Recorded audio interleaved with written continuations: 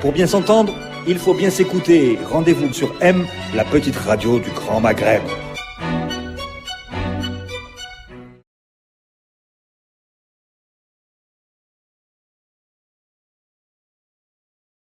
Il y a eu un communiqué de la RPT hier lundi qui nous a donc abreuvé de chiffres sur les performances du secteur des TIC, notamment de la téléphonie mobile, durant l'année 2014. Alors, on a perdu l'habitude de voir des communiqués, M. Kahlan, de la RPT. C'est vrai. Moi aussi, j'étais très étonné d'avoir autant de chiffres tout d'un coup, surtout que ça fait un petit moment qu'on n'en a pas eu autant. C'est une obligation légale quand même de donner des chiffres. Absolument, c'est une des fonctions principales de la RPT, d'être l'observateur de la Poste et TIC en Algérie. Quelque chose qu'elle faisait très bien jusqu'à, je dirais déjà pratiquement 10 ans maintenant, parce que le dernier rapport trimestriel sur le site date de 2006. Elle était tenue de publier un rapport trimestriel sur les indicateurs des TIC dans le pays. Et le dernier rapport annuel date de 2012. Donc, 2 ans de retard ? Ça fait pratiquement 10 ans de retard, absolument. Donc, et là, depuis le rapport, le communiqué de presse sous forme de rapport que nous avons eu, donne effectivement des chiffres, mais je pense qu'ils sont beaucoup plus tirés par le lancement de la 3G il y a un an, et surtout la pression donc, du fait qu'il fallait absolument communiquer avant la fin de l'année pour correspondre un peu avec le lancement de la 3G l'année dernière, parce qu'il est fait obligation aussi bien à la RPT qu'aux opérateurs de communiquer les chiffres un an après le lancement de la 3G. Donc moi je pense qu'avoir la façon avec laquelle ça a été communiqué, avoir le contenu de ces chiffres et la forme de ces chiffres, je pense que ça c'est mon point de vue personnel, ça a été pris à la légère et ça a été fait un peu trop rapidement. Et il y a des chiffres qui sont à l'état brut. Quand vous dites à la légère rapidement, ça veut dire que la RPT ne s'est pas appuyée sur des sources autonomes d'évaluation. Ça veut dire qu'elle a agrégé les chiffres des opérateurs, c'est tout ? Je pense que ça a été le cas. Et même que les opérateurs qui ont communiqué les chiffres, ils l'ont fait en fait sous la pression et sans avoir réellement préparé les chiffres dans le format qui devait être normalement communiqué à la RPT. Pour cela qu'on trouve des redites, on trouve des chiffres, des pourcentages en fait qui ne veulent rien dire. Il y a aussi un amalgame au niveau un peu concernant le mobile par exemple entre le GSM et la 3G. On ne sait pas trop bien si les nouveaux abonnés de la 3G sont nouveaux réellement ou c'est juste les anciens de GSM qui ont glissé vers la 3G. Et à partir de là... Donc, le rapport ne le dit pas. Absolument pas. Et de là, on se retrouve à la fin, si on veut essayer de comprendre, on se retrouve à la fin en train de regarder des pourcentages qui sont partis d'une sommation de patates et de tomates, par exemple. Rassurez-nous quand même, monsieur Kahlan, il y a quand même un chiffre qu'on peut retenir dans ce rapport. Et il y a bien presque 9 millions d'abonnés 3G en Algérie. Oui, c'est vrai. Mais ça, c'est un chiffre. Maintenant, il faut voir la structure de ce chiffre, d'où il vient. Non, ce qu'on peut dire déjà à première vue, c'est qu'on doit d'abord dire que la 3G, le lancement de la 3G a été une réussite sur le plan du nombre. Et ça a complètement démenti toutes les prévisions institutionnelles. Vous vous rappelez, l'année dernière, le président de la RPT lui-même justifiait le fait qu'on n'ait pas lancé la 3G sur tout le territoire national tout d'un coup, en disant... On lance la 3G sur plusieurs wilayas, ça va prendre 3-4 ans, tout simplement parce qu'on n'a pas le temps de les couvrir et surtout l'Algérien n'a pas cet engouement pour aller vers la 3G. Ne vous inquiétez pas, nous n'aurons pas les 3 ou les 5 millions avant 3 ou 5 ans. Grosse erreur. Elle vient où cette erreur de prévision ? Je pense tout simplement qu'ils n'ont jamais pris au sérieux déjà le lancement de la 3G. Ils n'ont jamais vu d'une manière sérieuse l'écosystème du mobile et de l'Internet combiné. Ça a été pris à la légère. En fait, il ne faut pas oublier quand même que c'est quand même des bureaucrates, c'est quand même des gens de l'administration qui sont en train de gérer une technologie aussi rapide. Donc forcément, ça ne peut que leur poser des problèmes quand il s'agit de visibilité, quand il s'agit de vision.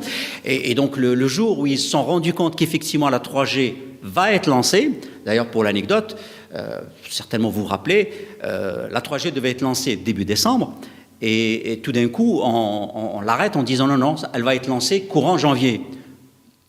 Ce que vous ne savez pas, c'est qu'à l'époque, à la dernière minute, ils se sont rendus compte que pour lancer la 3G, il fallait un décret, et que ce décret n'était pas prêt, et qu'il n'était pas signé.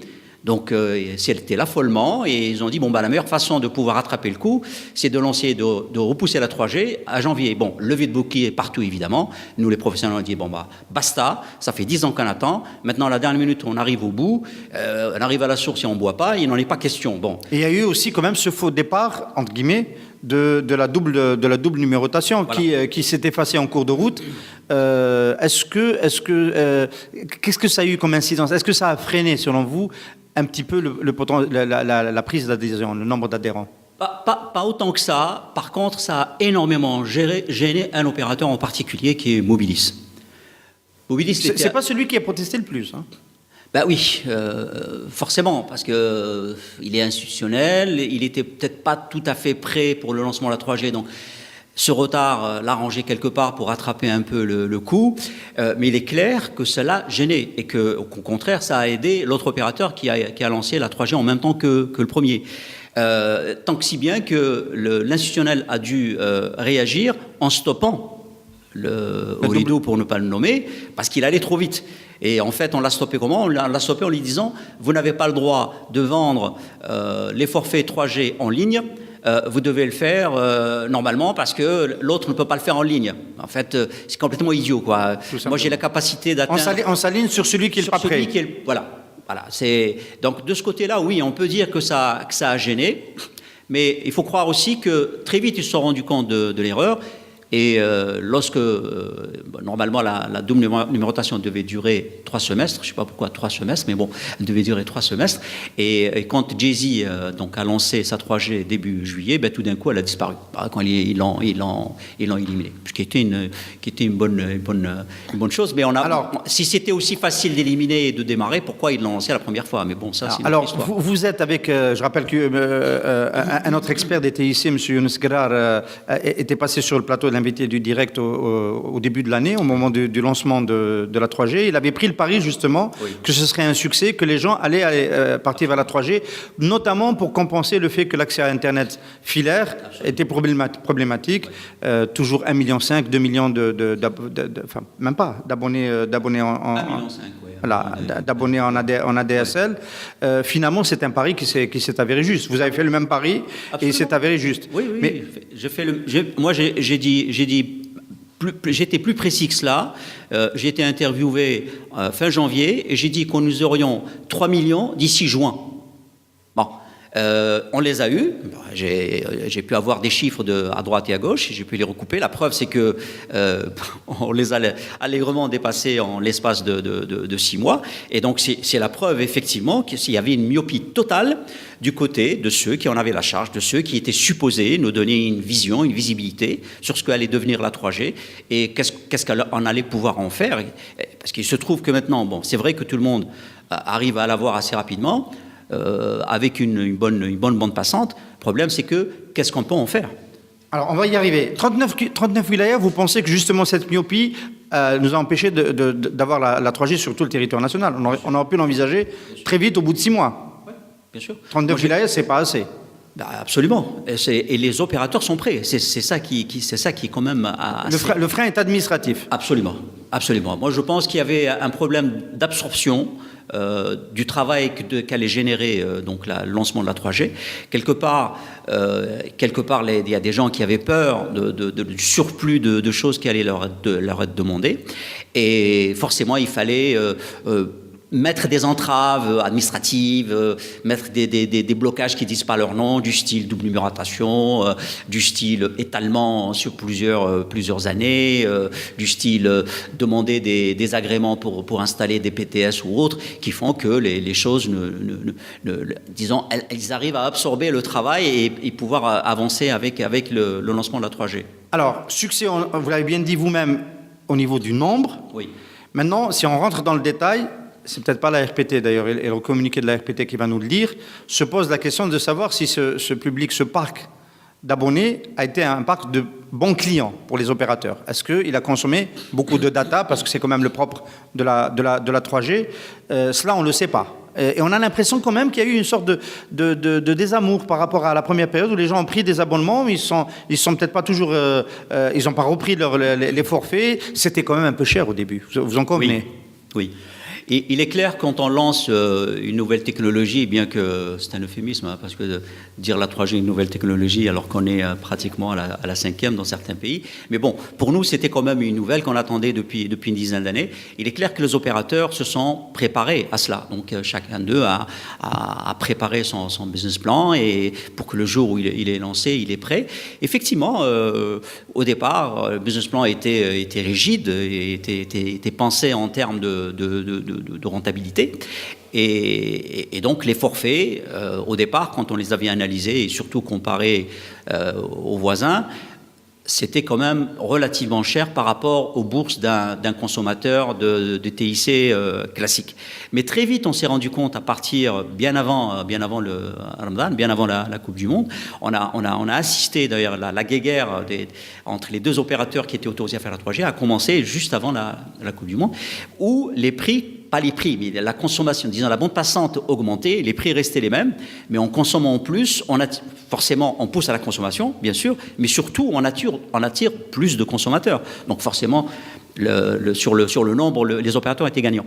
Et ça a continué pratiquement jusqu'à l'avènement de Jay-Z. D'ailleurs, au lancement de Jay-Z, on a vu également deux nouveaux forfaits qui étaient arrivés, qui étaient préparés, pour... Qui ont ajouté à la petite, voilà, à la concurrence qui a été mise en place, qui a fait qu'il y a eu encore plus d'abonnés, plus de consommation, et surtout, un tassement au niveau de la migration, donc, parce qu'il y a un phénomène aussi de migration des abonnés de l'opérateur Ooredoo et des abonnés de l'opérateur Mobilis vers... le Jay-Z vers les opérateurs Mobilis et Ooredoo en l'absence de la 3G. Donc, chez quand la Jay-Z. 3G est arrivée chez Jay-Z, forcément, tous ceux qui étaient partis vers les deux opérateurs parce qu'il y avait la 3G sont tout simplement revenus vers l'opérateur d'origine. Vous commentez comment la performance de Jay-Z, 12% de part de marché dans la 3G? Ça montre tout simplement. D'abord, ça montre deux choses. D'abord que Jay-Z a un ancrage d'abonnés corporate, donc entreprises, et même, je dirais, de la grosse institution qui voulait avoir une bonne connexion, un bon réseau, parce que c'est pas un secret, même la RPT le reconnaît, elle le dit dans le rapport d'ailleurs, que Jay-Z a un très bon réseau, même s'il le crée pas sur tous les toits, il a une très bonne couverture et surtout une fiabilité à toute épreuve quand il s'agit de connexion. Bon, c'est vrai qu'au niveau de la qualité du son, c'est pas encore le top, parce que c'est une technologie qui date quand même des années 2000, la fin des années 90, mais au niveau de la couverture, il est très bon. Donc, ce qui fait qu'il a le privé, le corporate dans tous les sens du terme, le très bon institutionnel, mais également des particuliers qui veulent avoir aussi une très bonne connexion. Donc ça fait que il n'a pratiquement pas perdu d'abonnés, même quand il y a eu la fameuse affaire de 2009, même après quand il y a eu le lancement de la 3G, il y a eu juste un petit glissement, il a récupéré. Et surtout, la taille du nombre d'abonnés fait qu'il n'est pas absolument pas touché par ce qui s'est passé, quoi. Quand vous parlez du corporate, on pense tout de suite à Mobilis, qui est aussi à une sorte de clientèle otage, entre guillemets captive, oui. Vous avez utilisé un mot moins choquant, qui est celle de l'institutionnel. Ça peut aussi booster son chiffre d'affaires en 3G, ou pas. Alors, ce qui s'est passé lorsque Jay-Z, lorsque l'annonce de l'achat de Jay-Z s'est effectuée, enfin d'une manière officielle, ils l'ont annoncé, même s'il reste encore des procédures à régler, c'est que ça, c'est de ce que dit Jay-Z. Il le dit peut-être pas à haute voix, mais il le dit à nous. il a eu une demande extraordinaire d'institutionnels Qui ont migré de Mobilis vers qui ont migré. Et pourquoi? En disant tout simplement, c'est devenu public. Maintenant, vous faites partie de nous. Donc, tous ceux qui étaient quelque part Je ne sais aigris... pas si Jay-Z va le prendre comme un compliment, mais bon. Jay-Z est devenu public. Voilà, mais Jay-Z, c'est d'abord une affaire commerciale. Jay-Z, c'est quand même une entreprise qui est là pour faire de l'argent. Et donc, l'argent n'a pas d'odeur, n'a pas de couleur, donc elle le prend là où il est. Donc, de ce côté-là, je pense que... Et ça expliquerait aussi pourquoi il y a cette solidité, pourquoi il a immédiatement, pratiquement au bout de 3 mois, il prend une part quand même à laquelle on ne s'attendait pas du tout. Nous, on estimait qu'il serait aux alentours de 5%. 12%, c'est quand même 2 fois plus. Et il compte toujours autant. Et ne vous inquiétez pas, d'ici juin, il va tout simplement avoir des pourcentages du style de ceux qu'il a actuellement dans le GSM. Un mot sur le GSM. Il a baissé. Vous pensez que c'est une erreur de calcul? Pour la première fois, je crois qu'il a baissé. Donc, le nombre d'abonnés GSM a baissé. Moi, je pense que c'est la façon de calculer qui fait, comme je l'ai dit tout à l'heure, c'est une migration, un glissement de ceux qui avaient le GSM qui sont partis vers la 3G. Écoutez, un nouveau entrant ne peut pas être nouveau. On a déjà plus de 100% de télédensité. C'est normal? C'est bien sûr que c'est normal. C'est un peu ce qui se passe partout dans le monde. Donc les gens, ils ont déjà un mobile, ils ont pris la 3G. Il n'y a pas de nouveaux entrants, quoi. Et donc je ne vois pas pourquoi on séparait les abonnés 3G du reste. C'est tout simplement les abonnés. Maintenant, si on les sépare, c'est juste pour voir un peu le côté économique de la chose et voir un peu si ce lancement réellement a suscité aussi d'engouement qu'on espérait. Et c'est le cas. Le côté économique, on va finir sur ce chapitre du rapport de la RPT avec ce côté-là. Vous considérez que les opérateurs ont fait une bonne affaire avec la 3G cette année, essentiellement pour ceux qui l'ont lancé depuis décembre? Vous pensez que c'est une bonne affaire? Oui. Que ça va retentir sur leur bilan 2014? Absolument. Du moins pour ceux qui ont communiqué, pour ceux-là on peut le voir, ceux qui ont communiqué leurs chiffres, qu'ils communiquent régulièrement, tels que Colidou, il est clair, il l'a dit, il a même claironné que c'était une très bonne affaire et il a l'intention d'investir plus pour donner encore de meilleure qualité. Alors,